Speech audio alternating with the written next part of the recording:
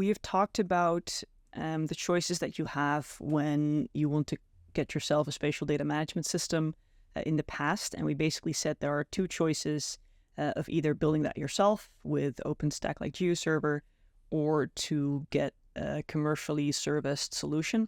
And we also talked about how neither of these options is ideal because of things like expensive and non-flexible licensing, the cost that you have in terms of development and maintenance, and the fact that you don't have off-the-shelf scalability and interoperability with either of these options.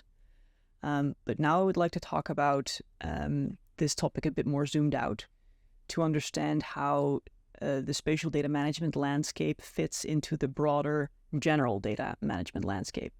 And here we see that there are so many great solutions for general data ingestion, management, integration, analysis.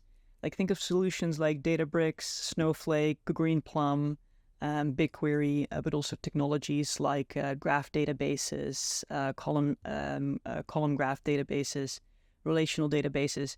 All of these are widely used and very much liked solutions.